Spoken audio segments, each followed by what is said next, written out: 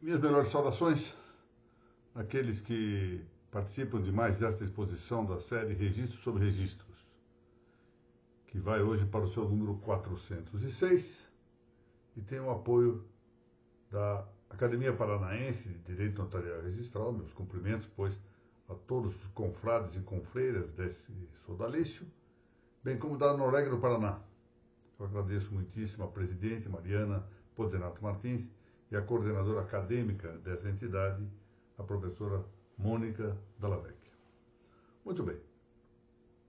Nós vamos aqui prosseguindo no exame dos averbamentos, ou seja, da lista de averbações que se encontra no item 2º do artigo 167 da Lei de Registros Públicos, a Lei 6.015 de 1973. Chegamos ao seu item 15, que diz o seguinte: averba-se no registro imobiliário a re-ratificação do contrato de mútuo com pacto adjeto de hipoteca em favor de entidade integrante do sistema financeiro da habitação, ainda que importando elevação da dívida, desde que mantidas as mesmas partes e que não exista outra hipoteca registrada em favor de terceiros. Muito bem. Essa previsão da Lei de Registros Públicos foi incluída no nosso diploma central dos registros com a Lei 6.941, de 14 de setembro de 1981, uma lei que, sobretudo, estava dirigida ao relacionamento entre o registro imobiliário e o sistema financeiro de habitação. Isso é uma lei voltada, essa Lei 6941, voltada ao sistema financeiro de habitação no seu relacionamento com o registro de imóveis. Mas, entre seus dispositivos, terminou por indicar-se um que foi além desse relacionamento. Eu queria chamar a atenção para esse ponto. A lei está voltada ao relacionamento entre o sistema financeiro de habitação e o registro imobiliário, mas ali existe uma norma que foge do tema central desse diploma legislativo. É o artigo 3º da Lei 6491, é disso que estou a tratar, e que se refere à vedação de incluir-se ou de acrescentar-se às custas, chamadas custas dos registros públicos, aqui, na verdade, é indicativo também dos emolumentos. Aí vem a negativa: quaisquer taxas ou contribuições. Muito bem. Não é o momento de estudar esse enunciado, que fica referido para talvez um exame em tempo futuro. Por agora, tratemos do averbamento dessa apontada re-ratificação do contrato de mútuo, que é exatamente o objeto do item 15 do inciso 2º do artigo 167 da nossa Lei de Registros Públicos. Pois bem, uma lei lá de 1964, a Lei 4.380, que é de agosto de 64, entre outras finalidades, instituiu o Sistema Financeiro de Habitação, a que já fizemos referência. E ali diz que esse sistema está dirigido a promover e a facilitar a construção, não só a construção e a aquisição da casa própria ou moradia, e de maneira especial, de maneira preferencial, pode mesmo dizer-se assim, pelas classes de menor renda da população. Isso está previsto no artigo 8º dessa Lei 4380. Bom, podemos ainda nos valer de outras palavras dessa mesma lei, que diz que o sistema está, e com ele, esse diploma legislativo, está voltado à aquisição de casa para a residência do próprio adquirente, de sua família e de seus dependentes. Essa lei previu, embora isso seja fruto de uma modificação que adveio com uma lei de 1966, portanto, 2 anos depois da edição da Lei 4.380, veio uma lei que é a Lei 5.409, de 29 de junho de 1966, mas uma lei que também integra o sistema normativo da chamada Política Nacional de Habitação, e lá está dito que todos os contratos, sejam eles públicos, sejam eles particulares, deveriam ser obrigatoriamente, a lei fala em transcritos, hein? Deveriam ser obrigatoriamente transcritos. Vejamos, isso é uma lei 66, anterior à lei 1973, portanto ela se aplica ao regulamento de 39. Depois, com a mudança da lei, as transcrições passaram a ser consideradas de outra forma, e nós temos um sistema de matrícula. Mas a lei fala em transcritos ainda, por ser uma lei de seu tempo, né, de 1966, no cartório de registro de imóveis, dando-se então um prazo de 15 dias para que essa transcrição se faça, prazo esse contado da assinatura do contrato, seja o contrato particular, seja público, e essa obrigação também deveria figurar como cláusula contratual. É só ir ver lá o que dispõe o parágrafo 7º do artigo 61 da mencionada Lei 4380, com o acréscimo, portanto, com a modificação que adveio da Lei 5.409 de 66. No caput do artigo 62 da Lei 4380, enunciou-se de maneira ainda mais específica que os oficiais de registro de imóveis deveriam inscrever obrigatoriamente os contratos de promessa de venda, de promessa de cessão ou de hipoteca que fossem celebrados de consonância com a lei comentada, declarando assim também expressamente que os valores constantes desses contratos seriam meramente estimativos, de tal sorte que salvaguardassem a possibilidade dos saldos devedores se submeterem às correções valorativas que a própria lei determina. Lembramos que nós estamos num período, aí em 1964, depois isso avança mais ainda, período de depressão da moeda, depreciação da moeda, o que alguns designam como inflação, dependendo da corrente que se adota. Não é? Enfim, havia necessidade da correção monetária, então a enunciação do valor desses contratos no registro de imóveis teria caráter meramente estimativo, o que deveria ser consignado pelo registrador de acordo com o caput do artigo 62 dessa nossa Lei 4.380. Pois bem, também se previu nessa mesma legislação que, mediante simples requerimento firmado pelas duas partes contratantes, os oficiais deveriam averbar à margem das respectivas inscrições, então se falava dessas averbações com o caráter de averbações marginais, hoje elas são sequenciais, nós sabemos, as correções de valores determinadas pela mesma lei, com indicação, portanto, do valor novo do preço ou da dívida e do saldo correspondente a partir dessa indicação do novo valor. E isso, como alteraria também o valor da nova prestação contratual, esse valor deveria constar igualmente da averbação.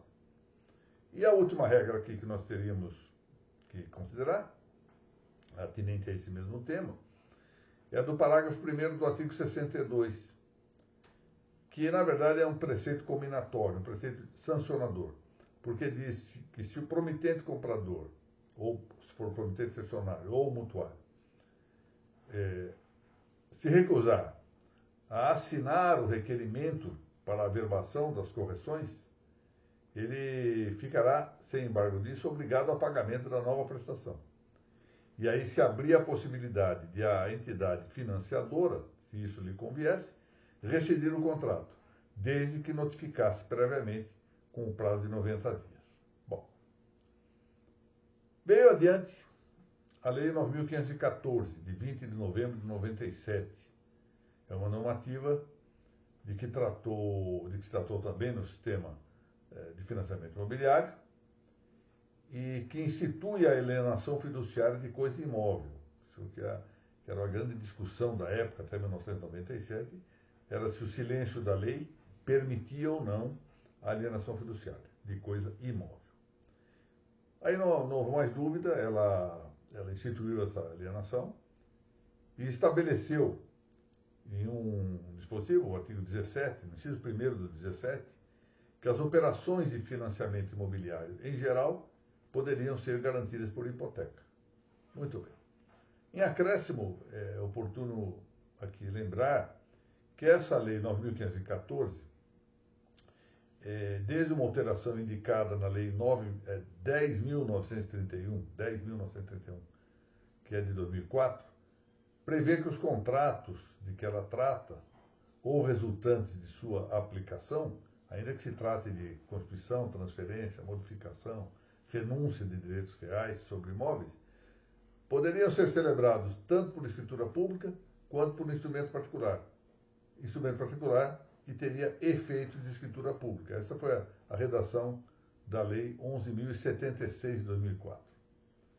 Bom, agora, o de que vem cuidar o item 15 do inciso 2º do artigo 167 da Lei 6.015 é, como ficou dito, a re-ratificação do contrato de mútuo com garantia hipotecária em prol de entidade integrante do sistema financeiro da habitação.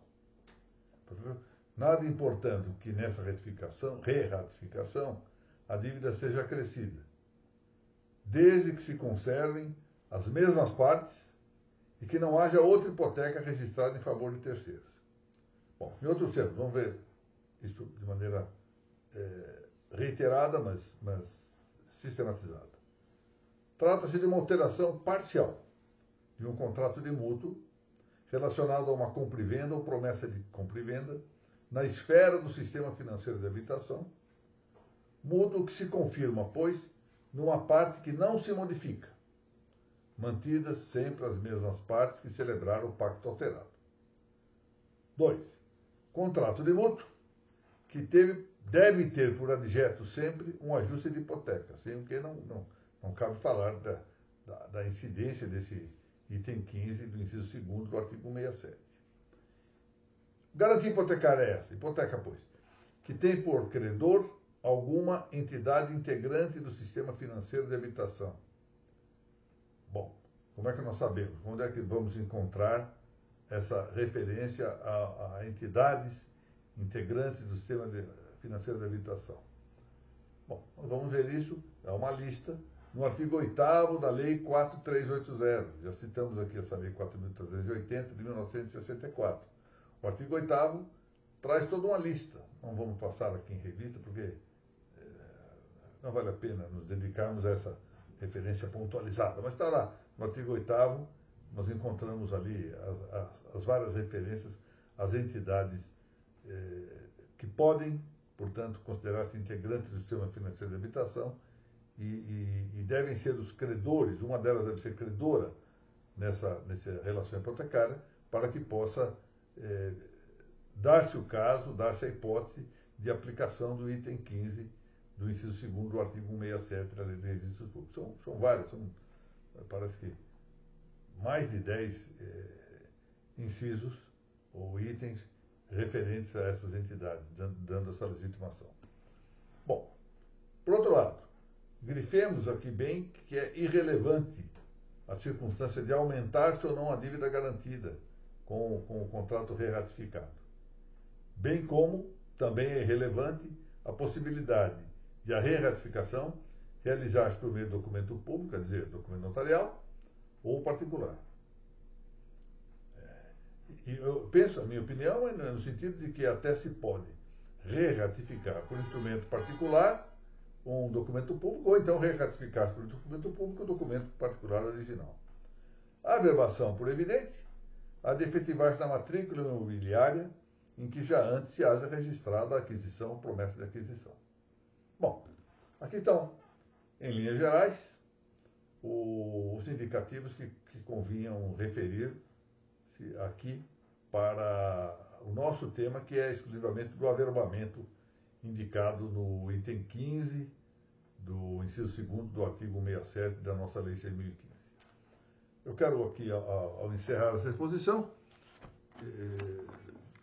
dizer 2 ou 3 coisas. Primeiro, observar que a Academia Paranaense de Direito Notarial e Registral participará, ao princípio de abril, de uma cerimônia em que se dará a assinatura do convênio firmado pela academia com o CENOR da Universidade de Coimbra, o Centro de Estudos Notariais e Registrais da Faculdade de Direito da Universidade de Coimbra. Estará presente, segundo se pensa, para este evento, a professora Mônica Jardim, grande autoridade nessa matéria, minha estimada amiga. E eu queria aqui não só indicar a minha satisfação na celebração desse convênio, mas igualmente agradecer aqueles que tornaram isso possível. Porque uma coisa era encetar as primeiras tratativas, que eu próprio me lancei junto à professora Mônica Jardim, e depois a execução disso. E eu devo muitíssimo isso à atuação da coordenadora acadêmica da Norégue do Paraná, a doutora Mônica Dallavecchia. Fica aqui indicado, portanto, o meu testemunho de agradecimento ao trabalho executivo muito bem desempenhado pela doutora Mônica. Segunda coisa que eu queria mencionar, eu vou ter o prazer, se Deus permitir, de estar em Curitiba mais uma vez para este evento, depois de assinatura do convênio, e parece que proferir ali uma pequena comunicação que me foi pedida pela doutora Mônica. Parece que para atender a um outro acordo, a um outro pacto desse formado com a Escola Judicial Paranaense. Por outro lado, gostaria de mencionar que, além do curso de pós-graduação Lato Sensu, em Direito Notarial e Registral, que está sendo realizado na UniÍtalo, Centro Universitário Católico Ítalo Brasileiro, com muito êxito. Nós estamos agora com uma turma de 80 novos integrantes para esse curso. A mesma UniÍtalo está promovendo, e deve começar em março, se tudo correr bem, um outro curso de pós-graduação, esse em Direito de Família e Sucessões, com autoridades referenciais nesse importante segmento do direito, de maneira que ficam todos convidados a considerar a possibilidade de cursar. Num primeiro momento, esse curso será integralmente à distância, né? Curso no modelo EAD, mas há pretensão de adiante torná-lo híbrido, quando não mesmo de algum modo presencial, ou seja, sem prejuízo de o curso prosseguir na forma de educação à distância, criar-se um outro curso presencial. Me parece sempre, de algum modo, melhor, embora compreenda que haveria dificuldade de traslado, gastos, etc., que convém obviar. Mas, enfim, é isto. Meus caros, muito obrigado. Fica, pois, concluída a nossa exposição de hoje. Mais concisa, porque é mais concisa a matéria também. Portanto, a brevidade se impôs também em razão do objeto da nossa exposição. Muito obrigado a todos e até a semana que vem, se Deus assim permitir.